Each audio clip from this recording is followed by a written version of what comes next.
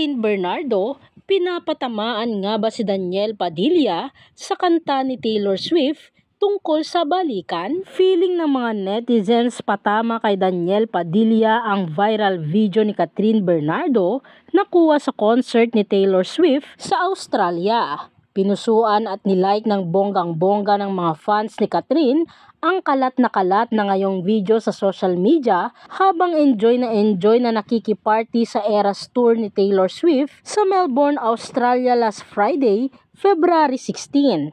Mapapanood ang kapamilya actress at box office queen na feel ang pagsabay sa hit song ng multi-awarded singer na We Are Never Ever Getting Back Together. Talagang naglaan si Catherine ng panahon para makita ng personal na nagpe-perform ang kanyang idolo kung saan nakasama rin niya ang ilang malalapit na kaibigan.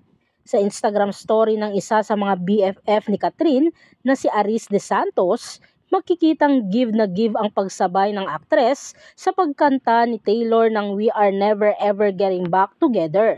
Ang paniwala ng mga netizens ngayon, si Daniel ang iniisip ni Kat habang sing to death sa concert ni Taylor, lalo pat pak na pak ang ilang lyrics ng kanta sa mga naghiwalay na magjowa. Narito nga ang naturang video ni Catherine Bernardo.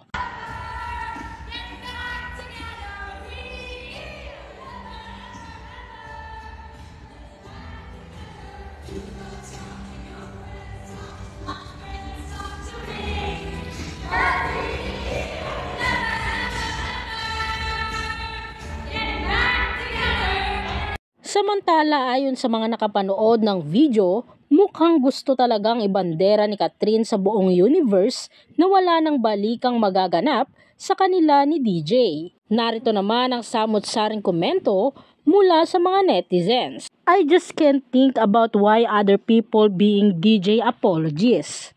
He cheat many times, bro. Not once, not twice, not thrice. Yes, you deserve the best. Hindi ako fan ng love team nyo, pero fan mo ko Kat since birth. Ganda lalo ni Kat nung wala na stress niya. Iba talaga kapag may peace of mind na. Ramdam ko talaga yung saya na nararamdaman ni Kat na maging single. Sobrang sarap at gaan sa pakiramdam yan. Lalo ang tagal na taon din siyang parang nakakulong sa isang relasyon na may halong pagbabawal sa mga gusto niyang gawin. Ayaw niya na talaga.